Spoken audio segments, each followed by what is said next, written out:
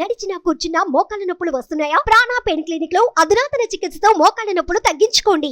నమస్తే, welcome to మనం TV. మనం ఉన్నది మన కోసం. నేను వలి. ప్రస్తుతం నాతో పాటు స్టూడియోలో ఉన్నారు ఎమ్మెల్సీ బల్మూరి వెంకట్ గారు. కాంగ్రెస్ అధికారంలోకి వచ్చిన తర్వాత మొట్టమొదటి ఎమ్మెల్సీ, దాంతోపాటు దేశంలోనే అత్యంత పిన్న వయస్కుడు, శాసనమండలిలో ఎమ్మెల్సీ. ఇంత చిన్న వయసులో ఎమ్మెల్సీ కావడం ఒక రికార్డుగా చెప్తున్నారు. ప్రస్తుతం అందుబాటు ఉన్నారు, మాట్లాడదాం. వెంకట్ గారు నమస్తే. నమస్తే వాళ్ళన్న. ముందుగా మీకు కంగ్రాచులేషన్స్. థ్యాంక్ యూ అన్న.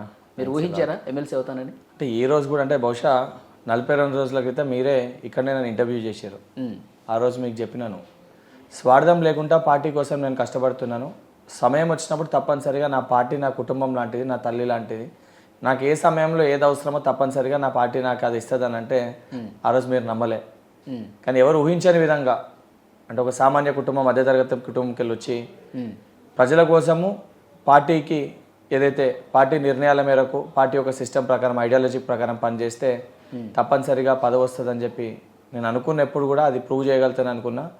పార్టీ నేను చేసిన కష్టానికి గుర్తించి ఈరోజు, అంటే నేను చేసిన కష్టాన్ని గుర్తించి నేను ఊహించిన దానికంటే పెద్ద పదవి నాకు నా పార్టీ నాకు కేటాయించింది. కానీ మీరు రికార్డ్ క్రియేట్ చేశారు చిన్న వయసులో ఎమ్మెల్సీ కావడం అనేది.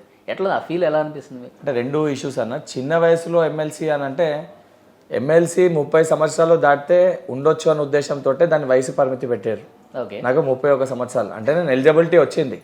కాబట్టి ఇప్పటి వరకు ఎవరు ఇవ్వలేదంటే అది పెద్దల సభ కాబట్టి ఆ రకంగా అనుభవము, అవగాహన, సమస్యలపైన మాట్లాడగలగాలనే ఉద్దేశంతో ఇప్పటి వరకు ఎవరు ఇవ్వలే. మరి పెద్దలనే పంపిస్తారు కదా, మిమ్మల్ని ఎందుకు? కాంగ్రెస్ ప్రభుత్వము తెలంగాణ రాష్ట్రంలో రానికి క్రియాశీలక పాత్ర పోషించింది 2 కులాలు. ఒకటి ఉద్యోగుల కులము, రెండోది నిరుద్యోగుల కులము. మీరు రెడ్డి వెళ్ళమంటారు అనుకున్నాను నేను. నిరుద్యోగుల కులము. ఓకే. నిరుద్యోగుల కులం తెలంగాణ రాష్ట్రంలో ఏదైతే పెద్ద సంఖ్యలో ఉంది, దానికి ఇంకో పేరు కూడా ఉంది, యువకులం. ఆ యువకులమే ఈరోజు కాంగ్రెస్ పార్టీని అధికారంలోకి తెచ్చింది. కాబట్టి ఆ విద్యార్థి యువకులకి ఒక ప్రతినిధిగా ఒక వ్యక్తి ఉండాలి. వీళ్ళకి ప్రభుత్వానికి మధ్యలో సమన్వయకర్త బాధ్యత పోషించే వ్యక్తి ఉండాలి. అది వీళ్ళ మధ్యలోకి వెళ్ళే ఒకళ్ళు ఉండాలి, వీళ్ళ సంబంధించిన ఏజ్ గ్రూప్కి వెళ్ళే ఉండాలనే ఉద్దేశంతో పార్టీ ఏఐసిసి ఏదైతే చైర్పర్సన్ సోనియా గాంధీ గారు, ఖర్గే గారు, రాహుల్ గాంధీ గారు, కేసీ వేణుగోపాల్ గారు, కన్నయ్య కుమార్ గారు, ఆల్ ఇండియా ఇన్ఛార్జ్, దానితో పాటు రాష్ట్ర నాయకత్వంలో ఏదైతే తెలంగాణ రాష్ట్ర రాజకీయాల్లో సంచలనాలు సృష్టిస్తున్న మా ముఖ్యమంత్రి గారు గౌరవనీయులు రేవంత్ రెడ్డి గారు, దానితో పాటు ఉప ముఖ్యమంత్రి భట్టి గారు, అందరూ ఏకాభిప్రాయంతో నేను పడ్డ కష్టాన్ని ఏదైతే పార్టీ కోసం అన్ని విధాలుగా, అది ఏదైతే నిజంగా ఏకాభిప్రాయం ఉందా? 100%, అందులో ఎటువంటి సందేహం లేదు. మీరు మనస్ఫూర్తిగా చెప్పాలి. 100%. బల్మూరి వెంకట్ ఏ రోజు మాట్లాడినా చాలా స్పష్టంగా నేను మాట్లాడిన మాట.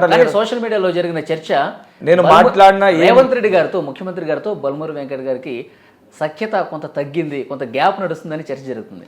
బల్మూరి వెంకట్, రేవంత్ రెడ్డి గారికి వారు పిసిసి అధ్యక్షులైనప్పుడు కూడా నేను వారి దగ్గర ఒక సైనికుని లెక్క, ఒక కార్యకర్త లెక్క వారి దగ్గర నేను ఉండి పనిచేయడం జరిగింది. పని చేస్తూనే ఉన్నాను. నా పనికి అనేక సందర్భాల్లో వారు అత్యధిక సార్లు ఎవరన్నా విద్యార్థి సంఘం కానీ, మా యువజన సంఘాల్లో ఎస్సీ సెల్, అన్ని BC cell, frontal organisations and cells లో అత్యధిక సార్లు ఎవరన్నా పేరు తీసి వారు సంబోధించి మాట్లాడారంటే అది బల్మూరి వెంకట్ పేరు తీసి మాట్లాడారు. మరి ఎందుకు వచ్చింది గ్యాప్? గ్యాప్ ఎక్కడొచ్చింది? ఇది సృష్టించే ప్రయత్నం. గ్యాప్ ఉందని ఈ రోజు నేను భావించలేదు. ఈ రోజు బల్మూరి వెంకట్ ఈ స్థాయిలో ఈ రకంగా ఇంత బలంగా నేను కూర్చోగలిగిన అంటే రేవంత్ రెడ్డి గారు హుజరాబాద్ ఉప ఎన్నికల తర్వాత అందరూ అన్నారు వెంకట్ బలహీనుడైండు, బలిపశువు అయిండు, వెంకట్ ని స్కేట్ బోర్డ్ చేసిందంటే రేవంత్ రెడ్డి గారు ఎలక్షన్ తర్వాత బయటకు వచ్చి మీడియా ముఖంగా చెప్పారు, బల్మూరి వెంకట్ తప్పనిసరిగా ఒక నాయకుడు అవుతాడు, విద్యార్థులను, యువకుల్ని రిప్రజెంట్ చేస్తాడు. ఇది నేను చెప్తున్నా, రాసి పెట్టుకొని రేవంత్ రెడ్డి గారు సంబోధించి మాట్లాడారు. హుజూరాబాద్ టికెట్ మిస్ అయినప్పుడు చాలా సందర్భాల్లో మీ సన్నిహితుల దగ్గర ఏందన్నా ఇంత కొట్లాడినో, ఇంత పనిచేసిన పార్టీకి టికెట్ ఇవ్వరా, ఎవరో మధ్యలో వస్తే వాళ్ళు తనుగుపోతారా, ఇదేనా కాంగ్రెస్ పార్టీ న్యాయం చెప్పి కొంతమంది సన్నిహితుల దగ్గర మీరు వాపోయినట్టు, ఆ విషయం రేవంత్ రెడ్డి గారి వరకు వెళ్ళినట్టు, ఆ గ్యాప్ వచ్చినట్టుగా చర్చ అయితే ఉంది సోషల్ మీడియాలో. గాసిప్స్ అన్న. నేను ఏ రోజు కూడా నాకు వలీ గారితో ప్రాబ్లం ఉంటే నేను వలీ గారితో మాట్లాడతాను. ఓకే. నాకు ఏదైతే మా పిసిసి అధ్యక్షులు ఇప్పుడున్న గౌరవ మన ముఖ్యమంత్రి గారితో ప్రాబ్లం ఉంటే వారి దగ్గరికి పోయి నేను చెప్పేంత సాన్నిధ్యం నాకు ఉంది. అండ్ వారు నేనేదో ఈ 5 సంవత్సరాలకు వెళ్ళి 6 సంవత్సరాలకు వెళ్ళి వాళ్ళు బల్మూరి వెంకట్ చూస్తలేరు. చిన్నతనంకి వెళ్ళి నేను ఏ కుటుంబానికి వెళ్ళి వచ్చినా నా ఫ్యామిలీ సిచ్యువేషన్స్ ఏంది, నా పరిస్థితులు ఏంది, నేను పెరగడము, వారు చిన్న వయసుకి వెళ్ళి రేవంత్ రెడ్డి గారు నన్ను చూశారు. కేవలం రేవంత్ రెడ్డి గారు కాదు, వారు అన్నతమ్ముళ్ళు ఏదైతే తిరుపతి రెడ్డి గారు కానీ, కొండలరెడ్డి గారు కానీ, జగన్ రెడ్డి గారు కానీ, కృష్ణారెడ్డి గారు కానీ అందరు కూడా నన్ను చిన్నతనంకి వెళ్ళి చూసి నేను ఏ రకంగా పెరిగినా చూసినా అంటే చిన్నప్పుడు అంటే నేను స్కూల్ కి పోతున్న ఏజ్కి వెళ్ళి వారు నన్ను చూడడం జరిగింది. వారు నాకు నేబర్ ఉండే, ఎట్లా అనుబంధం వారు నాకు నేబర్, నాకు వారు మా ఇంటి పక్కనే ఉంటుండే. ఓకే. ఆ రకంగా వారు నాకు నేబర్. నారాయణగూడలో హైదరాబాద్ లో వారు నాకు నేబర్. వారు చూసిర్రు. అండ్ నేను కష్టంలో ఉన్నప్పుడు ఏదైతే నా పక్కటి ఎముకలు ఇరిగినప్పుడు నా ఇంటికి వచ్చి నువ్వు అదే పడుకు నేను ఉన్నా అని చెప్పారు. నేను యశోద హాస్పిటల్లో నాకు దెబ్బ తాకి నేను బాధపడుతున్నప్పుడు ఆ రోజు కూడా వారే వచ్చి పూర్తి స్థాయిలో హాస్పిటల్ బిల్ తో సహా వారే బాధ్యత తీసుకొని మొత్తం క్లియర్ చేశారు. బల్మూరి వెంకట్ హుజరాబాద్ ఎన్నికల్లో ఏదైతే ఓటమి పాలై అందరు కూడా నన్ను సర్ప్రైజ్ చేసి నన్ను హేళనగా మాట్లాడి నేను చెంచల్గూడ జైల్లో రాహుల్ గాంధీ గారి కోసం ప్రోగ్రామ్ పెట్టాలని జైల్లో ఉంటే రాహుల్ గాంధీ గారితో మాట్లాడి బల్మూరి వెంకట్ కష్టపడుతుండే నీకు కేసులు ఉన్నాయని చెప్పని రాహుల్ గాంధీ గారిని చెంచల్గూడ జైలుకి తీసుకొచ్చిన వ్యక్తి రేవంత్ రెడ్డి గారు. అయితే రేవంత్ రెడ్డి గారు మీకు ఎమ్మెల్సీ ఇచ్చే విషయంలో కొంత డైలమాలో సందిగ్ధంలో ఉంటే మీరు కన్నయ్య కుమార్ గారి ద్వారా ఇక్కడ బట్టి విక్రమార్ గారి సలహా మేరకు అక్కడ ఆయన సపోర్ట్ తీసుకుని లాబింగ్ జరిపించారు, అందుకే ఎమ్మెల్సీ అయ్యారు అని చెప్పి చర్చ జరుగుతుంది. ఏమంటారు? అసలు లాబింగ్ ఏమైనా జరిగింది? అసలు లాబింగ్ చేయనీకి బల్మూరి వెంకట్ ద్వారా ఏ శక్తి ఉంది? ఇప్పుడు బట్టి విక్రమార్క గారు కాంగ్రెస్ పార్టీ డిప్యూటీ సీఎం, వారు గతంలో వర్కింగ్ ప్రెసిడెంట్ గా ఉన్నప్పుడు ఎన్ఎస్ఏ రాష్ట్ర అధ్యక్షులు లెక్క మొదటిసారి ఎన్నుకోబడ్డప్పుడు వారు కాంగ్రెస్ పార్టీ వర్కింగ్ ప్రెసిడెంట్, దాని తర్వాత వారు సిఎల్పి. వారు మా పార్టీలో ఒక క్రియాశీలక ఒక ముఖ్యమైన పెద్ద నాయకులు. 100% వారితో నాకు సాన్నిధ్యం ఉంది, దగ్గరి సంబంధం ఉంది. వారిని కూడా నేను 100% నాకు ఒక గురువు లెక్క నేను భావిస్తా. బయటి పార్టీ వ్యక్తి కాదు కదా, మా పార్టీ వ్యక్తే కదా. దానితో పాటు కన్నయ్య కుమార్ గారు విద్యార్థి నాయకులకు ఎంతో మందికి స్ఫూర్తిదాయకము. ఆయన ఒక ఇన్స్పిరేషన్. జేఎన్యూలో ఆయన చేసిన అజిటేషన్స్ కానీ, ఆయన స్పీచ్ కానీ, ఆయన మాట్లాడడం, ఆయన ఒక నేషనల్ ఫిగర్. ఆయన మా ఎన్ఎస్ఏ ఆల్ ఇండియా ఇన్ఛార్జ్. ఇప్పుడు ఒక ప్రొసీజర్ ఉంటుంది. నేను ఒక పదవి కావాలనుకున్నప్పుడు నన్ను ఏ స్థానంలో కూర్చోబెట్టాలి, ఎందుకంటే ఎన్ఎస్సీ ఆల్రెడీ నేను 10 సంవత్సరాలు చేసిన, నా ఏజ్ అయిపోయింది. సో ఇప్పుడు నన్ను ఎన్నో కాడ ప్లేస్ చేయాలన్నప్పుడు రేవంత్ రెడ్డి గారు ఫుల్ సపోర్ట్ ఉన్నప్పుడు ఇదంతా అవసరం లేదు కదా. అరే రేవంత్ రెడ్డి గారు ప్రపోజ్ చేసినప్పుడు నన్ను ఎక్కడ ప్లేస్ చేయాలన్న బాధ్యత పార్టీ మొత్తం తీసుకుంటది కదా. ఓకే. ఇప్పుడు రేవంత్ రెడ్డి గారు తీసుకున్నప్పుడు కూడా ఇంకొకరు విమర్శించకుండా కూడా ఉండాలి కదా. రేవంత్ రెడ్డి గారు ఒక నిర్ణయం తీసుకున్నప్పుడు చాలా మంది అంటారు వెంకట్ చిన్నోడు ఇప్పుడే ఎందుకు, సమయం ఉంది కదా, అది ఇవ్వాలి ఇది ఇవ్వాలి అని చెప్పి భావిస్తారు. రేవంత్ రెడ్డి గారికి అడ్డం పడకుండా ఉండాలనే ఉద్దేశంతో పూర్తి స్థాయిలో అందరూ ఏకాభిప్రాయానికి వచ్చి బల్మూరి వెంకట్ కాబట్టి అటు నుంచి కూడా నరుకు వస్తే బాగుంటుందనా. మనము నరుక్క రావాల్సిన అవసరం లేదన్నా, మనం ఎవరికి చెప్పాల్సిన అవసరం లేదు. బల్మూరి వెంకట్ నికార్స్ అయిన నిబద్ధ గల కాంగ్రెస్ పార్టీ కార్యకర్త. రేవంత్ రెడ్డి గారు పిసిసి అధ్యక్షుడు స్థానంలో ఉన్నప్పుడు వారు ఇచ్చిన ప్రతి ఆదేశాన్ని నేను ఒక ఎన్ఎస్ఏ రాష్ట్ర అధ్యక్షుడు లెక్క నా పరిమితి ఏదైతుందో 18 సంవత్సరాల నుంచి 30 నుంచి 40 సంవత్సరాల మధ్యలో ఉన్న విద్యార్థుల యువకుల కోసం పోరాడాల్సిన బాధ్యత నా పైన ఉంది.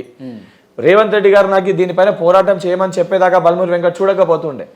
ఆ సంబంధించి నా కులం ఏదైతుందో, నా యువ కులం, వాళ్ళకి ఆ సమస్య ఉంది ఆ ఏజ్ గ్రూప్ మధ్యలో అంటే నేను పోయి పోరాటం చేస్తుండే. పోరాటం చేసిన క్రమంలో బల్మూరి వెంకట్ కష్టపడ్డా, దెబ్బలు తాకినా, పోలీసులు నన్ను ఎత్తుకపోయి ఏదైతే టాస్క్ ఫోర్స్ ఆఫీసర్లు ఎత్తుకపోయి నా పైన కేసులు పెట్టినా ఒక కుటుంబ పెద్ద లెక్క, మా నాయకుని లెక్క అండదండగా కార్యకర్తలకు ఉంటాను వారు ఇచ్చిన మాట మేరకు రేవంత్ రెడ్డి గారు ప్రతి ఒక్కసారి నాకు అండగా నిలబడ్డారు. ఓకే. అండ్ 100% అదే విధంగా ఏదైతే నేషనల్ స్థాయిలో నేను రాష్ట్ర అధ్యక్షుని లెక్క ఉన్నప్పుడు ఆల్ ఇండియాకి సంబంధించి ఒక రిప్రజెంటేటివ్ లెక్క, ఒక పెద్దన్న లెక్క, ఒక సోదరుని లెక్క కన్నయ్య కుమార్ గారు మా నేషనల్ ఇన్ఛార్జ్, వారు 100% నాకు సపోర్ట్ చేశారు.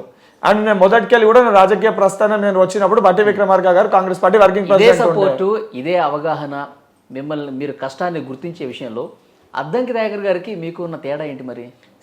దయాకర్ అన్న నాకంటే అనుభవంలో పెద్ద వ్యక్తి. వారు తెలంగాణ ఉద్యమ సమయంలో క్రియాశీలక పాత్ర పోషించారు. వారు పోయినసారి దాదాపు వారు ఎమ్మెల్యే అయిపోయారు. తర్వాత సంబంధించి ఏదైతే గజిబిజి అయోమయం చేసి కొంచెం కింద మీద చేసి మళ్ళీ వారిని తప్పు చూపించి వారు ఎమ్మెల్యే కాదని చెప్పి చూపించడం జరిగింది. దయాకర్ అన్నకి వెంకట్కి కంపారిజన్ లేదు.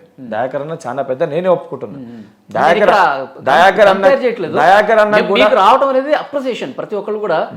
అన్నకి పార్టీ ఇంకేదో పెద్ద స్థానం కేటాయించాలనుకుంది. దయాకర్ అన్న స్థానం కేవలం ఈ 4 సంవత్సరాలు ఎమ్మెల్సీ పదవి కట్టబెట్టడం కాకుండా ఇంకేదన్నా ఢిల్లీ స్థాయిలో పార్టీ ఆ మేధావి ఏదైతే దయాకర్ అన్నకున్న నాలెడ్జ్ ని ఏదైతే దేశ స్థాయిలో వాడుకున్నామనే ఉద్దేశంతో పార్టీ మొత్తం ఒక నిర్ణయం తీసుకొని దయాకర్ అన్నకి ఇంకా పెద్ద ప్రమోషన్ ఇవ్వాలని చెప్పి ఇంట్లో పేరు పెట్టలేదు. ఇంకేదో పెద్దది దయాకర్ అన్నకి రాబోతుంది. ఆ పెద్దది వస్తే కూడా దయాకర్ అన్న సొంటల గైడెన్స్ తీసుకొని బల్మూరి వెంకట్ ఇవ్వని సమయంలో కూడా ఇదే విషయం చెప్పారంట, ఇంకేదో పెద్దది వస్తుందని అన్న. 100% ఇప్పుడు దయాకర్ అన్న చాలా స్పష్టంగా అన్ననే చెప్పిండు. ఓకే, అవును. ఇప్పుడు ప్రాబ్లం ఏంటంటే అన్నకి క్లారిటీ ఉంది, మాకు క్లారిటీ ఉంది, పార్టీకి క్లారిటీ ఉంది. కొంతమంది గిట్టని వాళ్ళు, పడని వాళ్ళు కావాలని చెప్పని ఏదో ఈ రకంగా మాట్లాడితే చేసుకోలేకపోయాడు చిన్న వయసులో అయినా అన్న, కాంగ్రెస్ పార్టీలో ఎవరు లాబింగ్ చేసుకోరు. అది ప్రూవ్ చేయాలని నేను లాస్ట్ టైం ఇంటర్వ్యూలో కూడా చెప్పిన. నీకు లాబింగ్ లేదు ఎట్లా వస్తావని చెప్పని. నాకు ఎటువంటి పొలిటికల్ బ్యాక్గ్రౌండ్ లేదు, డైరెక్ట్ మా ఫ్యామిలీలో ఎవరు పాలిటిక్స్ లో లేరు. నేను ఏదైతే 2015కి వెళ్ళి ఈ రోజు వరకు ఎన్ఎస్ఏ రాష్ట్ర అధ్యక్షుడు లెక్కనే కొనసాగిన.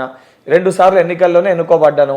ఇదే మీరందరు కలిసి బల్మూరు వెంకట్నప్పుడు స్కేట్ బోర్డ్ చేసిరని మాట్లాడినరు, బల్మూరు వెంకట్ని బలిపశువు చేసిరని మాట్లాడినరు, బల్మూరు వెంకట్ బలహీనుడు అయినోడు మాట్లాడినరు, బల్మూరు వెంకట్కి లాబీ లేదు కాబట్టి ఎమ్మెల్యే టికెట్ తెచ్చుకోలేకపోయాడని మాట్లాడినరు.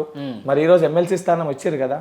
అంటే అవన్నీ వదులుకున్నా కూడా పార్టీ మంచి ఆలోచించి రేపు పొద్దున ఇంకేదన్నా పోటీ చేపిస్తే బల్మూరు వెంకట్ ఆర్థికంగా అంత బలంగా లేడు, బల్మూరు వెంకట్ని మళ్ళీ ఎన్నికల బరిలో దింపితే పాపము మేము ఇబ్బంది పెట్టిన వాళ్ళం అవుతాము.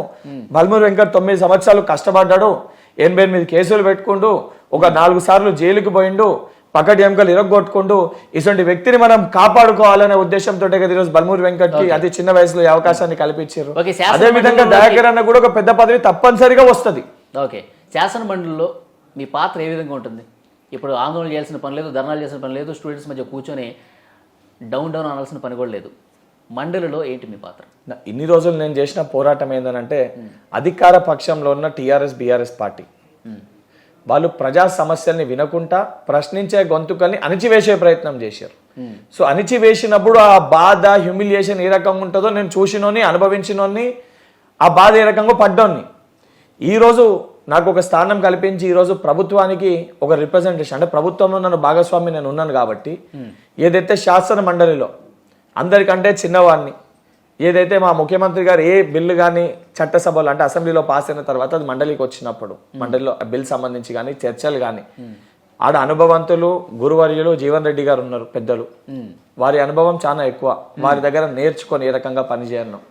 ఏదున్నా మేజర్గా నేను కాన్సన్ట్రేట్ చేసేది మటుకు ఏదైతే విద్యార్థుల కోసము, యువకుల కోసము 18 సంవత్సరాల నుంచి 40 సంవత్సరాల మధ్యలో ఉన్న ఈ ఏజ్ గ్రూప్ ఏదైతే ఉందో వాళ్ళ సమస్యలు ఏమున్నాయో, విద్యార్థులకి యూనివర్సిటీలు కానీ, ఫీజు రింబర్స్మెంట్ కానీ, స్కాలర్షిప్లు కానీ, కేజీ టు పీజీ కానీ, ఎస్సీ ఎస్టీ బీసీ రిజర్వేషన్స్ యూనివర్సిటీలలో పెట్టడం కానీ, ఏదైతే ప్రైవేట్ యూనివర్సిటీస్ తీసుకొచ్చిరో దాన్ని రద్దుపైన కానివ్వండి, అదనపుగా గవర్నమెంట్ యూనివర్సిటీస్ని స్థాపించడం కానివ్వండి, అది మొదటి అంశం. రెండో అంశం ఏదైతే ఈరోజు నిరుద్యోగులు, పాపం నిరుద్యోగులు అంటే రేపటి తెలంగాణ భావి భారత పౌరులు, వారే రేపటి తెలంగాణ భవిష్యత్తు, వాళ్ళ కోసం వాళ్ళకైతే ఉద్యోగాల్ని కల్పించడం, అంటే నిరుద్యోగ వృత్తి కాకుండా వాళ్ళ స్వయంగా వాళ్ళ కాళ్ళపైన వాళ్ళు నిల్చునే విధంగా ఉద్యోగ అవకాశాలను ఏ రకంగా కల్పించాలి, స్కిల్ డెవలప్మెంట్ ఏ రకంగా తీసుకురావాలి, ఏ రకంగా కొత్త ఎంప్లాయ్మెంట్ తీసుకురావాలి, ఇతర దేశాలు కూడా మనం ఏ రకంగా ఎంప్లాయ్మెంట్ క్రియేట్ చేయగలుగుతాము, ఈ అంశాలపైన నేను ముఖ్యంగా అవగాహన తెచ్చుకుంటూ ఈ అంశాలు శాసన మండలిలో మాట్లాడుతూ ఏదైతే ఇప్పుడు మీరు మండలిలో ఆన్సర్లు చేయడం వరకే ఉంటుందేమో కదా. మీకు అదే చెప్తున్నా, ఏదైతే సంబంధించి ఒక ముఖ్యమంత్రి గారు ఒక నిర్ణయం తీసుకున్నప్పుడు మండలికి వచ్చినప్పుడు పాస్ కానియకుండా ఆపే ప్రయత్నం చేస్తే, ఓకే ఏది ఇప్పుడు ప్రతిపక్ష పార్టీ ఏదైతే ఉన్న టీఆర్ఎస్ పార్టీకి సంబంధించి మండలి సభ్యులు ఆపే ప్రయత్నం చేస్తే నేనే నేరుగా మండల సభ్యుల దగ్గరికి పోయి, వాళ్ళు ఇంకా బీఆర్ఎస్ ని టీఆర్ఎస్ చేయలేదు, మీరు పదే టీఆర్ఎస్ అంటున్నారు. అరే టీఆర్ఎస్ ఆర్ బీఆర్ఎస్ వాళ్ళు ఏ రకంగా పిలుచుకున్నా కూడా మారుస్తారంట. టీఆర్ఎస్ ఆర్ బీఆర్ఎస్ ఏదన్నా వాళ్ళ దగ్గర రెండు వాళ్ళు పెట్టుకున్న పదాలే కదా. ఆ దానికి సంబంధించి వాళ్ళ దగ్గరికి వెళ్ళి వివరించి, అంటే రెండు ఒకటేమో ఎలక్షన్స్ పొలిటికల్ గా బయట మాట్లాడుకోవడం, విమర్శలు, ప్రతి విమర్శలు ఒక వైపు. ఏ రోజు అన్నా కూడా బల్మూరు వెంకట్ ఒకటే సిద్ధాంతాలు నమ్మిండు, రాజకీయ విమర్శలు ఉండాలి తప్ప వ్యక్తిగత విమర్శలు ఉండొద్దు. రాజకీయంగా బయట ఎంత మాట్లాడినా ఏదైతే సభలలో, అది అప్పరోజు కానీ అసెంబ్లీలో కానీ ఈ సభలలో వెళ్ళినప్పుడు ప్రజల సమస్యల్ని ఏ రకంగా తీర్చాలనే దానిపైన దృష్టి పెట్టాలి తప్ప ఏదో కొట్లాడుకుంటున్నట్టు ఉండొద్దు. అంటే ఒక యువకునిగా, అంటే రేపు మండలిలో మీకంటే వాళ్ళకి బలం ఎక్కువ ఉంటుంది, వాస్తవాలు వివరిస్తాము. మండలి కూడా రేపటికెళ్ళి ఇదే ఇబ్బంది అవుతుందని చెప్పి ప్రత్యక్ష ప్రసారాన్ని పెట్టబోతున్నారు. ముఖ్యమంత్రి గారు ఆల్రెడీ చెప్పారు, మండలి కూడా మీడియాలో ప్రత్యక్ష ప్రసారం అవుతుందని చెప్పారు. వాస్తవానికి ముఖ్యమంత్రి గారు ఒక నిర్ణయం తీసుకున్నప్పుడు ఆ నిర్ణయాన్ని వివరించి బల్మూరు వెంకట్ ఏదైతే మండలిలో చెప్తాడు, చెప్పినప్పుడు దాన్ని అడ్డుకుంటే, వాళ్ళకి సంఖ్య ఎక్కువ ఉందని చెప్పి వాళ్ళు దాన్ని అడ్డుకునే ప్రయత్నం చేస్తే, మా కులం ఏదైతే బయట ఉందో తెలంగాణ రాష్ట్రంలో అత్యధిక జనాభా కలిగిన మా యువకులం, వాళ్ళే సమాధానం చెప్తారు వాళ్ళకి. సో 100% ఆ పాత్ర బల్మూరు వెంకట్ నోటిఫికేషన్స్ లేట్ అయితే పరిస్థితి ఎలా ఉంటుందో కూడా మీరు ఊహించే ఉంటారుగా. ఏ నోటిఫికేషన్స్? ఉద్యోగాల కోసం చూసేవాళ్ళు. ఏదైతే కాంగ్రెస్ ప్రభుత్వం ఏర్పడ్డాక మా ముఖ్యమంత్రి గారు మాట ఇచ్చిన విధంగా 4వ రోజే టీఎస్పీఎస్సీ ప్రక్షాళన పైన దృష్టి పెట్టడం జరిగింది. దాన్ని గవర్నర్ గారి దగ్గరికి పంపినరు, దాన్ని ఆమోదించిన తర్వాత ప్రొసీజర్ ప్రకారం దానికి సంబంధించి అప్లికేషన్ పెట్టుకోమని చెప్పి కూడా ఉత్తర్వులు జారీ చేసిండ్రు, అప్లికేషన్స్ కూడా పెట్టుకున్నారు, దాన్ని కూడా ఫుల్ఫిల్ చేస్తారు. చేసిన తర్వాత అది ఫుల్ఫిల్ చేసినాకనే ఉద్యోగాలు ఇవ్వాలని చెప్పిన కోరిక మన యువకులదే, మనమే అడిగినాం. అది మా మేనిఫెస్టోలో కూడా పెట్టినాం. మా పాత బౌర్తోటి ఉద్యోగాలు ఇస్తే ఏదైతే మాకు నమ్మకం లేదా నమ్మకాన్ని కోల్పోయారు, మొదట నమ్మకాన్ని సృష్టించినాం. రేపు పొద్దున ఇచ్చిన తేదీల ప్రకారం జాబ్ క్యాలెండర్లు ఏవైతే డేట్స్ ఇచ్చినామో ఆ తేదీల ప్రకారం ఉద్యోగాలు కూడా తప్పనిసరిగా కల్పిస్తాం. కల్పించడంలో ఎక్కడన్నా ఎక్కడన్నా తప్పులు జరిగినా 1-2 రోజులు ఆలస్యమైన దాన్ని దాటేసే ప్రయత్నం కానీ, నిరుద్యోగుల దగ్గరికి వెళ్ళకపోవడం కానీ, విద్యార్థుల దగ్గరికి వెళ్లకుండా ఉండడం కానీ కాంగ్రెస్ పార్టీ చేయదు. వాళ్ళ దగ్గరికే వెళ్తాము. దేని వలన ఆలస్యం అవుతుంది, ఏ లోపల పూర్తి అవుతుంది, దానికి ఏ రకమైన ప్రక్రియ ఉంది, కంప్లీట్ ట్రాన్స్పరెన్సీ తోటి వాళ్ళ ఒక సమ్మతితోటే ముందుకు పోతుంది కాంగ్రెస్ పార్టీ. తెలంగాణలో విద్యార్థులు కావచ్చు, నిరుద్యోగులు కావచ్చు, ఇక ధర్నాలు ఇలా నిరసన కార్యక్రమాలు ఏమి ఉండవా? నా ధర్నా నిరసనలు కార్యక్రమాలు ప్రజాస్వామ్యంలో ఎవరికన్నా బాధ ఉంటే చేయడం అనేది అది హక్కు, ప్రతి ఒక్క పౌరుని హక్కు. కానీ బహుశా అది గత కొన్ని సంవత్సరాలకి వెళ్ళి తెలంగాణ రాష్ట్రంలో అదొక నేరం లెక్క కేసులు పెట్టి భయపెట్టే ప్రయత్నం చేశారు. కానీ రేవంత్ రెడ్డి గారు ముఖ్యమంత్రి అయినాక చాలా స్పష్టంగా చెప్పారు, ఎవరికన్నా ఏ సమస్యలు ఉన్నా ధర్నా చౌక్ లో వెళ్ళి ధర్నా చేసుకోవచ్చు. కానీ బల్మూరి వెంకట్ పాత్ర మటుకు రేపు పొద్దున ఎవరైనా వెళ్ళి ధర్నా చౌక్ లో ఏదన్నా ధర్నా చేసినా అంటే విద్యార్థి నిరుద్యోగులకి సంబంధించి నేరుగా నేనే అక్కడికి వెళ్తాను.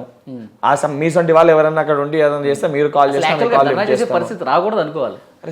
ధర్నా చేసే పరిస్థితి అంటే సమస్యని తీసుకొచ్చినప్పుడు సమస్య కొద్ది రోజులు ఆలస్యమైనప్పుడు, ప్రతి సమస్య రాగానే టక్మని చెప్పి సాల్వ్ కాదు.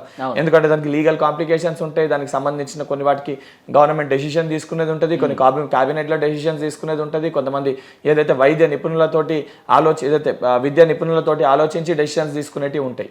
ఆలస్యం అయినప్పుడు ఏమవుతుంది మమ్మల్ని పట్టించుకుంటలేరని ఒక ధోరణితోటి వచ్చి ధర్నా చేసే ఒక స్థితి ఉంటుంది. అసొంటి పరిస్థితులు వచ్చినా ఏదైతే గతంలో ఎవరు పట్టించుకోకపోతే ఆ బాధ తెలుసు కాబట్టి నేనే ఆ బాధ్యత తీసుకొని ముఖ్యమంత్రి గారితో కూడా మాట్లాడి నేనే ఆ బాధ్యత తీసుకొని నేరుగా నేనే ధర్నా చౌక్ దగ్గరకు వస్తాను, సమస్య ఏంది తెలుసుకుంటాను, వాళ్ళని తీసుకొని సంబంధించిన మంత్రి గారితో మాట్లాడి తీసుకెళ్లి అంటే కల్పించే ప్రయత్నం చేస్తాను. కల్పించే ఆ సమస్యను అతి తొందరగా పరిష్కరించే ప్రయత్నం బల్మూరి వెంకట్ చేస్తాడు. ఇప్పుడు ఎమ్మెల్సీగా మీరు మండలంలోకి వెళ్తారు, మీకు ఎంతమంది? 4-3 గన్మెన్లు? ఎట్లా తెలుస్తుంది అన్న? ఇంకా అఫీషియల్ గా అంటే తెలుస్తుంది ఇప్పుడు 1+1 2+1 2+2 ఉంటుంది. గన్మెన్లతో ఇంటి దగ్గర కూడా ఉంటారు కదా వాళ్ళు, ఇక ఎప్పటికీ 24 hours ఉంటారు కదా. నేను ఇప్పుడే నేను అయిందే ఇప్పుడు గన్మెన్లు ఎంతమంది వస్తారు, రేపొద్దున సెక్యూరిటీ ఏ రకంగా ఉంటుందని ఆలోచన కంటే నా ధ్యాస రేపొద్దు నేను ఆలోచించే ఏ కార్యక్రమం చేసినా వెంకట్ గారు, మీరు ఏ కార్యక్రమం చేసినా పోలీసులు ఈడ్చికెళ్ళి ఎట్లా వ్యాన్లో ఎక్కించే విజువల్సే మేము చూసాం అన్న. ఇప్పుడు మీరు భద్రతతో ముందుకు వెళ్తా ఉంటే పోలీసు వ్యవస్థ అనేది అది వాళ్ళ డ్యూటీ. ప్రతి ఒక్క పోలీస్ అధికారులు కూడా ఏదైతే ప్రభుత్వంలో ఎవరైతే ఉంటారో వాళ్ళు ఇచ్చే డైరెక్షన్స్ ప్రకారం వాళ్ళు పనిచేస్తారు. వాళ్ళు ఏది మనస్ఫూర్తిగా వాళ్ళ పిల్లల కోసమే కదా నేను కొట్లాడింది. అనేక సందర్భాల్లో బల్మూరి వెంకట్ని పైన కేసులు పెడుతున్నప్పుడు ఆ పోలీస్ అధికారులే అనుకోరు కొట్లాడేది మా బాబు కూడా ఇబ్బంది ఉంది, మా బాబు కూడా ఇది పాస్ అయితే ఇంటర్మీడియట్ పాస్ అవుతాడు, మా బాబు కూడా నేను కూడా ఇక్కడ యూనివర్సిటీలో ఫీజు కట్టిన. గురునానక్ యూనివర్సిటీ పైన నేను పోరాటం చేసినప్పుడు దాంట్లో దాదాపు 3 సిఐల పిల్లలు 2 ఏసీపీల పిల్లలు అందులో వాళ్ళు కూడా ఇబ్బంది పడ్డారు.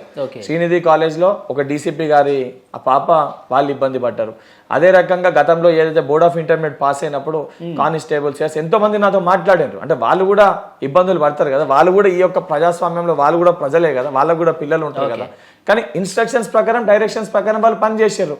కానీ ఈరోజు వాళ్ళు సంతోషంగా ఏదైతే మా రిప్రజెంటేటివ్ మా పిల్లల కోసం కొట్లాడిన ఒక పిల్లగాడు అంటే నేను కూడా వాళ్ళ కొడుకు వయసుకు చెందినవాడిని కాబట్టి అనుకుంటారు సరే నిజంగా బల్మూరి వెంకట్కి రోజు అవకాశం వచ్చింది, సమస్యలు మేము గతంలో చెప్పలేకపోయినాం, వాళ్ళు కూడా ఎవరికైనా చెప్పాలన్నా చెప్పుకోలేకపోయినారు. వాళ్ళందరితో కూడా నాకు మంచి సాన్నిధ్యం ఉంది, ఎందుకంటే ప్రతి పోలీస్ స్టేషన్లో నేనున్నా, ప్రతి ఒక్కరు కూడా డైరెక్ట్గా గుర్తుపడతారు. సో ఇక్కడ మేజర్ యూజ్ అయ్యేది ఏంటంటే కమ్యూనికేషన్. తెలంగాణ రాష్ట్రంలో అది మీడియా కానివ్వండి, డిపార్ట్మెంట్ కానివ్వండి, స్టూడెంట్స్ కానివ్వండి, యూత్ కానివ్వండి, ఇవి మేజర్ సెక్టర్స్. దాంతోపాటు కోర్టు న్యాయవాదులు కానివ్వండి, ఈ 5 సెక్టర్స్ తోటి బల్మూరి వెంకట్కి చాలా మంచి డైరెక్ట్ యాక్సెస్ ఉంది. సో ఏ ప్రాబ్లం ఉన్నా ఏ రకంగా పరిష్కరించాలి, ఏ రకంగా చూపించాలి, ఏ రకంగా వాళ్ళని సంజాయించాలి అన్ని మనకి తెలుసు కాబట్టి చాలా మంది షాక్ అయ్యారు, అవాకయ్యారు. ఎట్లా వచ్చింది భలే అవకాశం వచ్చిందని. అది ఫస్ట్ పాయింట్. మంత్రి అయ్యి ఏమైనా మ్యాజిక్ చేసే పరిస్థితి ఉందా? నేను ఫస్ట్కి వెళ్ళి చెప్తున్నా, ఇప్పుడు కూడా చెప్తున్నా, పార్టీ ఏ నిర్ణయం తీసుకుంటుందో దానికి కట్టుబడి బల్మూరి వెంకట్ ఉంటాడు. నేను రేపు ఛాన్స్ ఉందా నా పార్టీ తీసుకునే నిర్ణయంలో నా స్థాయికి ఇప్పటికే నాకు ఇచ్చింది చాలా పెద్ద పదవి. ఎమ్మెల్సీ అనేది ఎవరు ఊహించని పదవి. ఈ రోజు రేపు పొద్దున అటువంటి అంశాలపైన మాట్లాడితే కూడా అది నా పొజిషన్కి అది కరెక్ట్ కాదు, ఏం మాట్లాడుతుంటే అప్పుడే ఇది కాగానే అని చెప్పని ఉల్టా నన్ను ట్రోల్ చేస్తా. ఇంకా 6 ఛాన్స్ ఉంది కదా. పార్టీ ఏ నిర్ణయం, నాకు ఇంకే పదవి వస్తుంది, ఇంకేది కావాలని ఆలోచిస్తలేను. నాకున్న పదవి, నాకున్న పరిమితి 4 సంవత్సరాలు ఉంది. ఈ 4 సంవత్సరాలకు సంబంధించి ఏదైతే ఉందో నా వంతు మార్క్ అంటే బల్మూరి వెంకట్ పనితీరు రేపు పొద్దున ఇంకొంతమంది యువకులు రాజకీయాల్లోకి వచ్చి రాణించగలుగుతారు అని చెప్పని ఈవెన్ కాంగ్రెస్ పార్టీ ఎట్లా అవకాశాలు కల్పిస్తుంది, కానీ బల్మూరి వెంకట్ పనితీరు చూసి యువకులని తీసుకొస్తే ఈ రకంగా పని చేయగలుగుతారని ఒక మెసేజ్ ఇతర పార్టీలకు కూడా నేను ఇవ్వాలనుకుంటున్నాను. దాదాపు పూర్తి స్థాయి ఎక్కువ శాతం 60% మంది యువకులు రాజకీయాల్లోకి వస్తే ఈ రోజు ఏదైతే డబ్బు ప్రభావంతో రాజకీయాలు అనేవి శాసిస్తారు, ఆ డబ్బు ప్రభావం అనేది తగ్గిపోతుంది. సెంటిమెంట్ ఎమోషన్స్ తోటి కాకుండా డెవలప్మెంట్ దిశగా భారతదేశం అడుగులేస్తుంది. డెవలప్మెంట్ దిశగా భారతదేశం అడుగులు వేయాలి అని అంటే ఏదైతే డెవలప్మెంట్ ప్రకారం మన ఓటుని మనం ఉపయోగించాలంటే యువకులు రాజకీయాలకి రావాలి. యువకులు రాజకీయాలకి రావాలంటే ఈ రోజు నాకు వచ్చిన అవకాశాన్ని రేపు పొద్దున మరికొంతమంది యువకులు రాజకీయాల్లోకి వచ్చే విధంగా బల్మూరి వెంకట్ పనిచేయాలి. ఆ దిశగా ఆలోచనలు ఉంటాయి తప్ప నాకు ఎంతమంది గన్మెన్లు ఉంటారు, నాకు ఏడేం ప్రోటోకాల్ ఇస్తారు, నేను ఏ రకంగా యూజ్ చేయగలుగుతా, పవర్ ఏ రకంగా యూజ్ చేయగలుగుతా, అదంతేం లేదన్న. ఈ రోజు వాస్తవానికి యాంగ్జైటీ కంటే నాకు భయం ఉంది. మొన్నటి వరకు నేను పని చేసినప్పుడు ఒక ఫ్రీ బర్డ్ లెక్క పని చేసిన, కానీ ఈ రోజు ఏదైతే బల్మూరి వెంకట్ ఎప్పుడు ఎక్కడ దొరుకుతాడో, బల్మూరి వెంకట్ని ఏ రకంగా మనం ఇబ్బంది పెడదాము, బల్మూరి వెంకట్ని ఏ రకంగా మనం చేయలేడని చూపిద్దామని చెప్పని తెలంగాణలో యువకులని మోసం చేసే ప్రయత్నానికి ఎంతో మంది దండయాత్ర చేయడానికి సిద్ధంగా ఉన్నారు. అసొంటోళ్ళందరినీ తట్టుకుంటూ ఈ యొక్క చదరంగంలో ఆచి తూచి అడుగులేస్తూ ఈ యొక్క తెలంగాణ పాలిటిక్స్ లో నా వంతు మార్క్ నేను వేయాలనుకుంటున్నాను. కేసీఆర్ గారిని, కేటీఆర్ గారిని, ఇంకెవరన్నా జైల్లో పెట్టడానికి సిద్ధమైపోయారా? అన్న తప్పు చేసి ప్రజల డబ్బుని దోచుకొని ప్రజల్ని ఇబ్బంది పెట్టి అవేమన్నా ప్రూవ్ అయితే అది జ్యుడిషియల్ గా డిపార్ట్మెంట్ వైజ్ గా ప్రొసీజర్ ప్రకారం జరుగుతుంది. కానీ వ్యక్తిగతంగా వాళ్ళు కదా ఇబ్బంది బయటకు వస్తే బోన్లు వేస్తా అంటున్నారు కదా, అందుకని అడుగుతుంది. వాళ్ళు ఇష్టం ఉన్నట్టు మాటలు మాట్లాడితే, వాళ్ళు విమర్శ చేస్తే ప్రతి విమర్శ తప్పనిసరిగా వస్తుంది. ఏదైతే వాళ్ళు 9 సంవత్సరాల అధికారంలో ఉండి మోసాలతోటే వాళ్ళు గద్దెనెక్కారు. ముందుగా దళితుల్ని ముఖ్యమంత్రి చేస్తా అన్నారు, మోసం చేశారు. దళితులకి 3 ఎకరాల భూమి అన్నారు, మోసం చేశారు. ఒక విషయం, దళిత బంధు అన్నది ఇయ్యలేదు. విద్యార్థుల KG to PG ఉచిత విద్య అన్నది ఇయ్యలేదు. నిరుద్యోగులకు ఉద్యోగాలు అన్నారు సంవత్సరం 2 లక్షలు, అవి దాదాపు 18 లక్షలు, అవి ఇయ్యలేదు. ఏదైతే సంబంధించి గిరిజనులకు పోడు భూములు పట్టాలు ఇస్తా అన్నారు, ఇయ్యలేదు. రైతులకు ఏకకాలంలో రుణమాఫీ అని చెప్పారు, చేయలేదు. ఒక విషయం, వాళ్ళు ఇచ్చిన ఏ ఒక్క హామీ ప్రతి సెక్టర్ ని వాళ్ళు అమలు చేయలే. కానీ కాంగ్రెస్ పార్టీ ఇచ్చిన ప్రతి హామీ 30 రోజులు కాకముందే 30 రోజులు కాకముందే ఏమా ఏమా ఏమా అని చెప్పి కోడే కూస్తారు. వాళ్ళే చెప్పారు కేటీఆర్ గారు, 6 నెలల వరకు మేము విమర్శలు చెయ్యము, 6 నెలల వరకు మేము ఎవరిని ఏమి అనము, 6 నెలలు ఏదైతే ప్రభుత్వానికి సమయం ఇవ్వాలి అని చెప్పి మాట్లాడిన వాళ్ళే 45 రోజులు కూడా మేము చేస్తామంటున్నాం కదా, మేము చెయ్యమంటలేము. వారన్న మాట వారికి గుర్తు చేస్తున్నాము. వారన్న మాట కూడా వారు మేము చేస్తలేము, వారు చేయలేదని మేము అంటలేము. కానీ వాళ్ళు మొత్తం గుంతలు పొక్కలు తోయబెట్టి పోయినరు. వాస్తవానికి మేము చూసినప్పుడు కాళేశ్వరంలో అసలు ఏం జరిగింది, ఎప్పుడు బయటకు వస్తుంది అంటారు? ఇప్పుడు వాస్తవానికి కాళేశ్వరంలో దానిపైన ఆల్రెడీ కమిటీ వేసి దానిపైన రివ్యూ చేస్తారు. సంబంధించి ఇరిగేషన్ మంత్రి గారు ఉత్తమ్ కుమార్ రెడ్డి గారు ఉన్నారు. ఉత్తమ్ కుమార్ రెడ్డి గారు దానిపైన మాట్లాడతారు. అవి వాస్తవాలు అంటే వారు చూపిస్తారు బయటికి. చెప్పినప్పుడు దానిపైన ఏ రకంగా నిజంగా అవినీతి అవకతవకలు జరిగిందంటే తప్పనిసరిగా దాని ప్రకారం చర్యలు అనేవి ఉంటాయి. సిట్టింగ్ జడ్జితో అన్నారు, అదేమైంది? చేస్తారు, తను చేస్తారు కదా, ప్రొసీజర్ ప్రకారం పోతారు కదా. ఇప్పుడు అన్నది ఎక్కడ కూడా మేడిగడ్డ మీద చేస్తారా, ఓవరాల్ ప్రాజెక్ట్ మీద చేస్తారా? చాలా మంది డౌట్ అన్న ఎక్కడ అవినీతి జరిగినాయో, ఎక్కడ అవకతవకలు జరిగినాయో అన్ని 100% బయట. అరే తేకపోతే ఇది ఎవరి సొమ్ము? మీదో నాదో 2 వ్యక్తుల మధ్యలో పంచాయతీ అయితే పట్టించుకోకూడదు. తెలంగాణ సొమ్ము ఇది. ఏ కళలతోటి కాంక్షతోటి తెలంగాణ ప్రజలు తెలంగాణని కోరుకుంటారో, సోనియా గాంధీ గారు తెలంగాణని ఇచ్చిరో, ఆ కళల్ని విస్మరించి కేవలం తెలంగాణ కల్వకుంట్ల కళల కోసం కాదు, కల్వకుంట్ల కుటుంబం కోసం తెలంగాణ వచ్చిందనే విధంగా డబ్బుని దోచుకుంటే, ఆ డబ్బుని బయటికి తీసుకొచ్చి తెలంగాణ డెవలప్ చేసిన బాధ్యత కాంగ్రెస్ పార్టీ పైన ఉంది. స్వాతంత్రం తెచ్చిన పార్టీ, తెలంగాణ ఇచ్చిన పార్టీగా మా పైన ఉంది. 100% చేస్తాం. జైలు గట్టం ఖాయం అంటారు. 100%. అంటే అవినీతి చేసే వాళ్ళని కూడా కిరీటం పెట్టి కూర్చోబెట్టమంటారా? అది కాంగ్రెస్ పార్టీ ఏనాటికి చేయదు. అది కాంగ్రెస్ పార్టీ ఉన్న నాయకులు శిక్షిస్తారు. కేటీఆర్ గారు అంటున్నారు 2-3 ఏళ్లలో మా ప్రభుత్వం వస్తుంది అన్నారు. చూసారా మీరు? ఎంత ధీమాతోటి ప్రజలు ఒక తీర్పు ఇచ్చినప్పుడు. నేను లాస్ట్ టైం కూడా మీ ఇంటర్వ్యూలో చెప్పిన, గవర్నమెంట్ రాకముందు 64 స్థానాలు తెలంగాణలో కాంగ్రెస్ పార్టీకి వస్తుంది. నేను ఫిగర్తో సహా చెప్పిన 64 to 65 మా నెంబర్ ఉంటుంది అని. మీరు రివైండ్ చేసి చెక్ చేసుకోవచ్చు మీ దాంట్లో. ప్రజలు కంప్లీట్ మెజారిటీ ఇచ్చి, ప్రజలు కంప్లీట్ మెజారిటీ ఎందుకు ఇచ్చారు?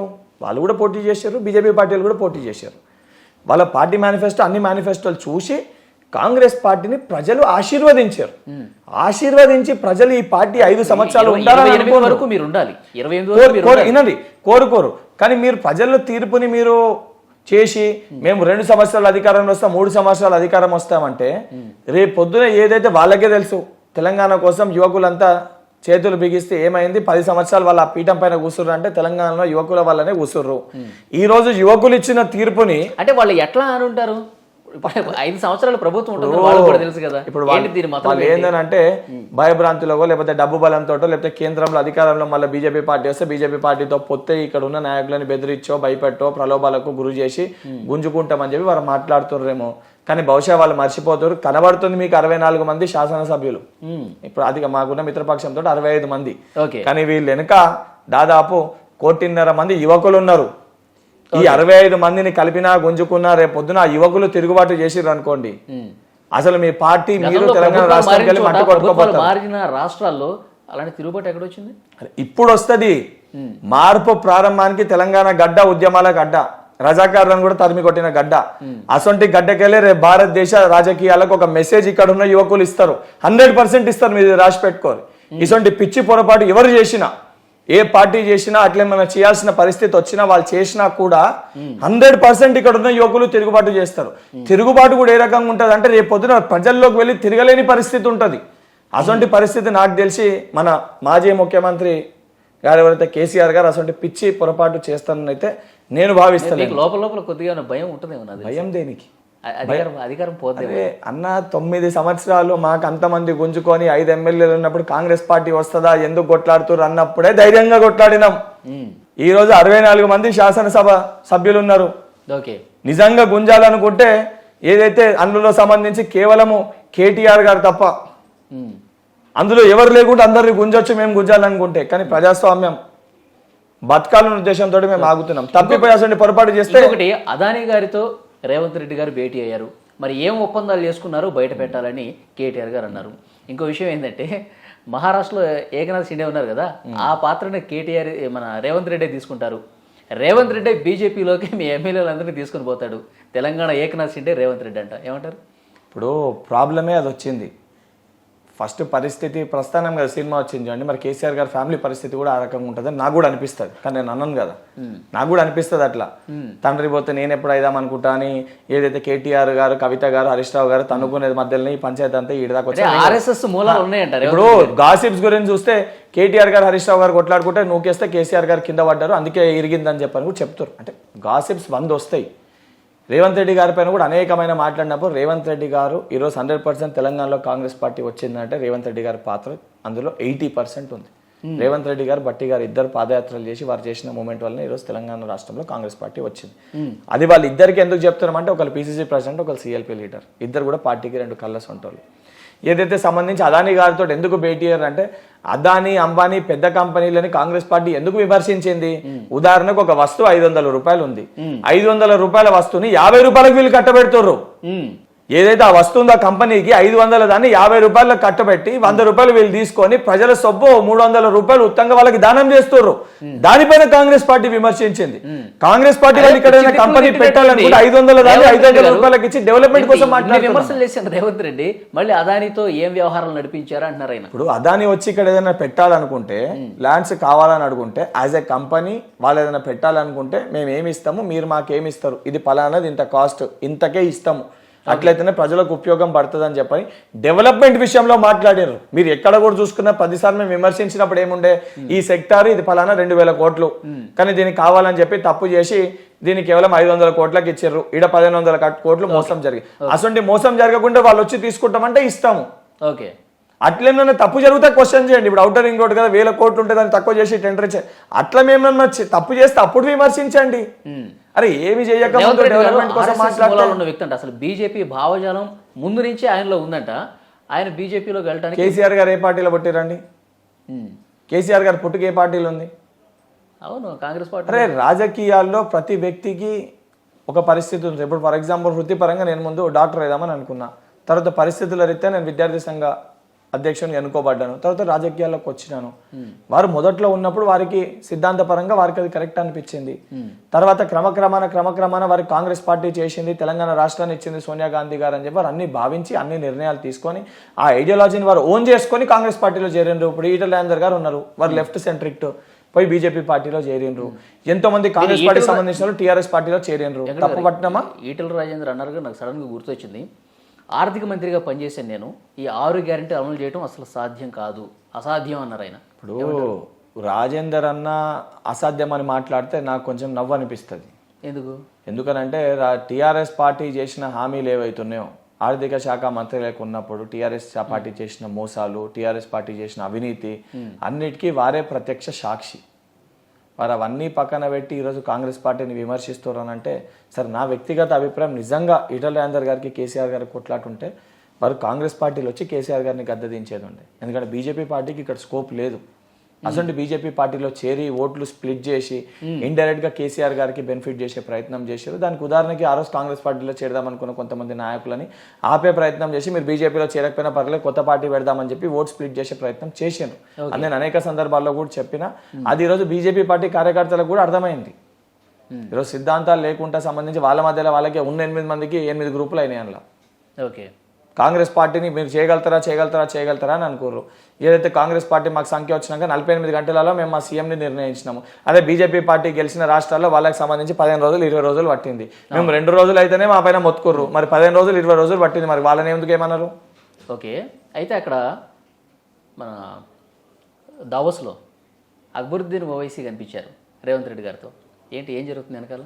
అంటే దావోస్లో అక్బరుద్దీన్ ఓవైసీ గారికి సంబంధించి ఏదైతే ఓల్డ్ సిటీలో కూడా డెవలప్మెంట్ జరగాలి, అక్కడ ఉన్న యువకులకు కూడా ఉద్యోగ అవకాశాలు కల్పించాలి, లేకపోతే కొత్త కంపెనీలను తీసుకురావాలంటే, అంటే నా పర్స్పెక్టివ్, అక్కడ ఉన్న శాసనసభ్యులు ఎవరైనా సపోర్ట్ చేయాలి, లేకపోతే మేము పెట్టాము అని చెప్పి, లేకపోతే అక్కడ ఉన్న పరిస్థితుల రీత్యా కంపెనీస్ అని అంటే సరే వారు ఆడ వచ్చిరేమో మాట్లాడారేమో. తెలంగాణ డెవలప్మెంట్ కోసం కలిస్తే తప్పేముంది? ఇప్పుడు రేపు పొద్దున ఉదాహరణకి నేనే మండలిలో ఉన్నా, ఉదాహరణకి ఎవరన్నా ఆ మండలికి సభ్యులకు సంబంధించి ఏదైనా బిల్ సంబంధించి దానిపైన చర్చించేది ఉంటుంది, వెళ్ళి కలవాల్సి వస్తుంది. కలిసి మాట్లాడినంత మటుకు దాన్ని మనము స్పెక్యులేషన్స్ ఉపయోగించుకుని మనం శత్రువులు ఇండియా పాకిస్తాన్ వారా మనకేమన్నా?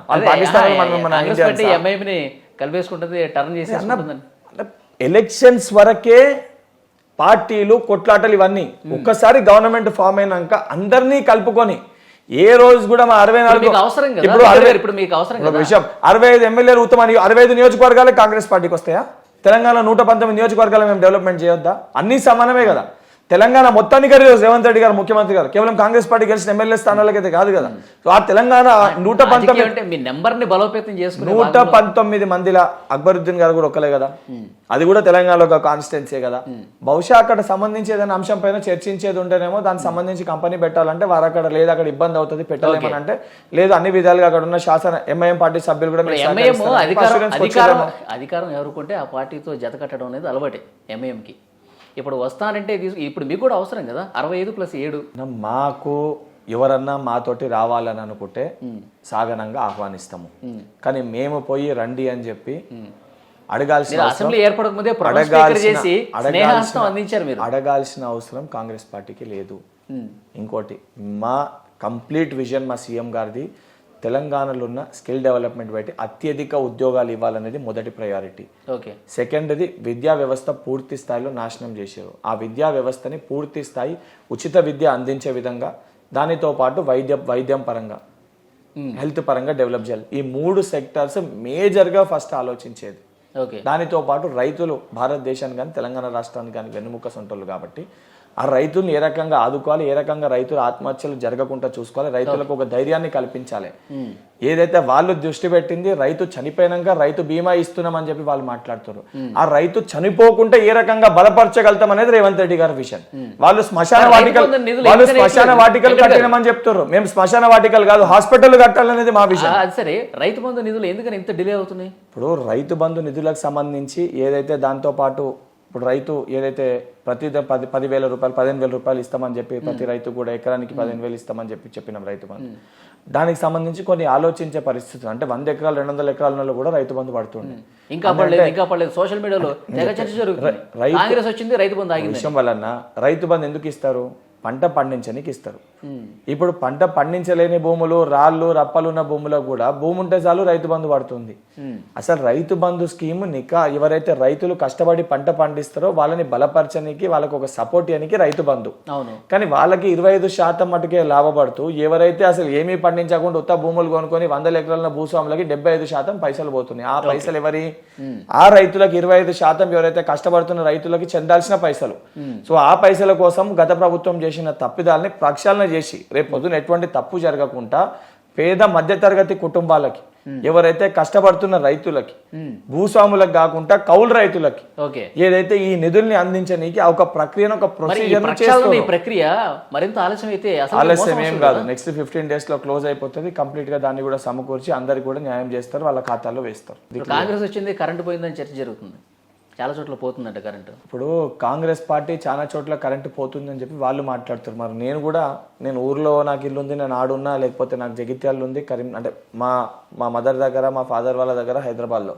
మరి నేను ఎక్కడైతే నేను చూడలేదు. మరి కేవలం విమర్శిస్తున్న టీఆర్ఎస్ పార్టీ నాయకులు ఇంట్లోనే ఇల్లు పోతే మరి వాళ్ళు మేము ఇంకా అధికారంలో బిల్లు కట్టకపోతే అంటే వాళ్ళకి అలవాటు అయిపోయింది కదా. జీవన్ రెడ్డి గారిని అసలు వాళ్ళని చూసినాం, ప్రభుత్వ నిధులు వాడుకున్నాడు. అట్లా ఇప్పుడు బయటకు వచ్చినా కూడా బిల్లు కట్టకపోతే కరెంట్ కట్ అవుతుంది. ఇంకా అధికారంలో ఉన్నామని చెప్పి భావించి మేము ఏం చేసినా నడుస్తుంది, బిల్లు కట్టకపోతే మమ్మల్ని అడిగేది అట్లా కట్ అయిందేమో. వెంకట గారు, తెలంగాణ ప్రజలు ఎవరు తెలంగాణలో కరెంటు బిల్లులు కట్టొద్దు, ఆ కరెంటు బిల్లులన్నీ సోనియా గాంధీ ఇంటికి పంపించండి అని కేటీఆర్ అన్నారు. ఇప్పుడు కేటీఆర్ హామీ ఇచ్చారు కదా, ఇంకా అమలు చేయట్లేదంట. మీకు అదే చెప్తున్నా, 100 రోజులు అన్నాము, 100 రోజులు అయినాయా? మళ్ళీ గారు స్ట్రేట్ క్వశ్చన్ ఒకటి అడుగుతున్నా. ఇంకా సమయం ఉంది, 100 రోజులు. 100 days అన్నాము, 100 days అంటే అన్ని పథకాలకి 100 రోజులు పెట్టుకుంటారా? మళ్ళీ గారు నేను అడిగే స్ట్రేట్ క్వశ్చన్ మీ ద్వారా కేటీఆర్ గారిని కూడా అడుగుతున్నా. 100 రోజులు అన్నాము, కేటీఆర్ గారు అన్నారు 100 కాదు, 100 అయితే 4 నెలలు అవుతుంది, 6 నెలల వరకు మేము ఏం మాట్లాడమన్నారు. అంటే రాజకీయ విమర్శలు ఇవన్నీ. ఏదో ఒకటి మాట్లాడాలి, ఏదో ఒకటి చేయాలి, చేయకపోతే మా ఎగ్జిస్టెన్స్ ఎక్కడ కోల్పోతుంది. మేము బలంగా ఉన్నామని చూపించకపోతే మా కింద ఎమ్మెల్యే లీడర్ జారుకొని పోతారు, పార్లమెంట్లో ఒక స్థానం వస్తే టీఆర్ఎస్ పార్టీ లేకుండా పోతుంది, అసలు తెలంగాణలో కనుమరుగు అయిపోతుంది ఒక భయానికి వారు మాట్లాడుతుండ్రు. ఇప్పుడు కేసీఆర్ గారు మొత్తం ఊడ్చేసి వెళ్ళారు, ఖాళీ కుండలు ఉన్నాయి ఇక్కడ అని చెప్పి రేవంత్ రెడ్డి గారు అన్నారు. ఇప్పుడు దాన్నే ముందు పెట్టి వీళ్ళంతా ఏ బడ్జెట్ ఏమి లేకుండా చేశారు కాబట్టి మేము కూడా ఏమి చేయలేకపోతున్నాం, అనుకున్నది చేయలేకపోతున్నాం, ఈ విషయాన్ని ప్రజల్లోకి తీసుకెళ్లే ప్రయత్నం అంటున్నారు. మేము లేదు, వాళ్ళు చేసిన తప్పుల్ని చూపించాల్సిన బాధ్యత మాపై ఉంది, చూపిస్తున్నాం. ఇదేమన్నా సాకుగా ముందు తీసుకెళ్తున్నారు? సాకుగా కాదు, ఇప్పుడు వాస్తవానికి మేము చూపించాల్సిన బాధ్యత అయితే మాపై ఉంది కదా. గతంలో ఏం జరిగిందో, గతంలో తెలంగాణలో ఏం జరిగిందని ప్రజలకైతే తెలియజేయాలి కదా. తెలియజేస్తున్నాం తప్ప సాకుగా మేము చెయ్యమని ఎక్కడే చెప్పలే. ఇప్పుడు కదా కేసీఆర్ గారు లెక్క మేము అసెంబ్లీలో అప్పుడు చెప్పి 2 లక్షల ఉద్యోగాలు సంవత్సరానికి ఇస్తామని చెప్పి మళ్ళీ నెక్స్ట్ అసెంబ్లీ సెషన్లో 2 లక్షలు కాదు, మేము కేవలము ఇంటికొక ఉద్యోగం అన్నాం, ఇంటికొక ఉద్యోగం నేను చెప్పలేదు, అది ఎట్లా సాధ్యమవుతుంది అట్లా మాట మేము మారుస్తలేము. కానీ ఎందుకు సార్ 1-2 రోజులు తప్పు జరిగినా మేము ప్రజల ముందుకు వచ్చి మేము ముఖ్యమంత్రి గారే మాట్లాడుతారు కదా. ఇప్పుడు మీడియా మీరే ఉన్నారు, డైరెక్ట్ గా మీకు ప్రశ్నలకు సమాధానం చెప్తారు. గతంలో ముఖ్యమంత్రి గారు చెప్తుండేనా నీకేం తెలిసి కూర్చో అని అంటుండే. అది డిక్టేటర్షిప్, ఇది ప్రజాస్వామ్యము. ఇంత డిఫరెన్స్ కనబడ్డాక కూడా ఇంకా కాంగ్రెస్ పార్టీని విమర్శిస్తారు అంటే అవగాహన లేని వాళ్ళు విమర్శిస్తారు అనుకోవాలి. వెంకట గారు, ఫైనల్ క్వశ్చన్, అది రామ మందిర ప్రారంభోత్సవానికి కాంగ్రెస్ పార్టీ ఎందుకు పోవట్లేదు? పోయిండ్రు కదా. అంటే వాళ్ళు ప్రారంభించిన రోజు పోతేనే రాముని పైన ప్రేమ ఉన్నట్టు కాదు కదా. దానికంటే ముందే మేము పోయినాము, ప్రార్థించి వచ్చినాము. కాంగ్రెస్ పార్టీ అనేది మైనస్ అయ్యే పరిస్థితి. కాంగ్రెస్ పార్టీ అనేది వాళ్ళు సెంటిమెంట్స్ ని, ఎమోషన్స్ ని రాజకీయాలకు వాడుకుంటారు. మేము డెవలప్మెంట్ ని రాజకీయాలకి వాడాలనుకుంటున్నాం. మేము 100% నేను కూడా పొద్దున్న లేస్తే వినాయకుని పూజ చేస్తాను. ఎలక్షన్స్ కి ఇదిగండి, నేను కూడా ఒక కట్టర్ హిందూని, నేను కూడా పొద్దున్న లేస్తే వినాయకుని పూజ చేయని ఇంటి బయటికి రాను. కాకపోతే రేపు పొద్దున నా కుటుంబంలో ఎవరికైనా సమస్య వచ్చింది అనుకోండి, హార్ట్ అటాక్ ఏదైనా జబ్బు వస్తే మొదట హాస్పిటల్కి తీసుకొని వెళ్తాను. హాస్పిటల్లో ట్రీట్మెంట్ అవుతున్నప్పుడు పోయి దేవుడిని మొక్కుతాను, ఆపరేషన్ సక్సెస్ఫుల్ గా కావాలని చెప్పని. వాళ్ళు అసలు హాస్పిటల్ వద్దు, డైరెక్ట్ గా గుడికి తీసుకోమని చెప్తున్నా. తప్పు అని అంటున్నా. ప్రజల్ని అరగ సెంటిమెంట్, ఎమోషన్స్ వాడుకోకండి అంటున్నా. ఎందుకంటే దాని వల్ల రేపు పొద్దున నష్టపోయేది ప్రజలు. కానీ గత చరిత్ర చూసుకుంటే ఇలాంటి ఎమోషన్స్ ఎన్నికల్లో పనికొస్తున్నాయి. అది ఆ మార్పు కోసమే ఈ రోజు మేము ప్రయత్నిస్తున్నాం. దానికోసమే నాసంటి యువకులని రాహుల్ గాంధీ గారు ప్రోత్సహిస్తారు. రేపు పొద్దున 100% విద్యార్థులకి, ప్రజలకి వాస్తవాలు చెప్తాము. మేము 100% మేము హాస్పిటల్ కడతాం. హాస్పిటల్లో రాముని గుడి కానీ, ఏదైతే మస్జిద్ కానీ, చర్చ్ కానీ కడతాం. అది హాస్పిటల్ కట్టి హాస్పిటల్ లోపల కడతాము.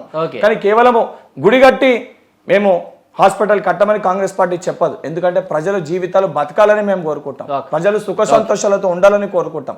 ఎందుకంటే అందరికంటే ఎక్కువ బాధ్యత అది కాంగ్రెస్ పార్టీ పైన ఉంది. ఎందుకంటే స్వాతంత్రాన్ని ఎన్నికల్లో ఈ అయోధ్య రామాలయం చాలా బాగా పనిచేస్తుందని చెప్పి విశ్లేషణలు జరుగుతున్నాయి. కాంగ్రెస్ పార్టీ మరి ఇది భారత్ జోడో న్యాయ యాత్ర రాహుల్ గాంధీ గారు ఏదైతే ప్రారంభించారో అది మీకు సమాధానం చెప్తుంది. చూద్దాం. Thank you very much Venkat గారు. థ్యాంక్ యూ మరొకసారి మీకు కంగ్రాచులేషన్స్. Thank you.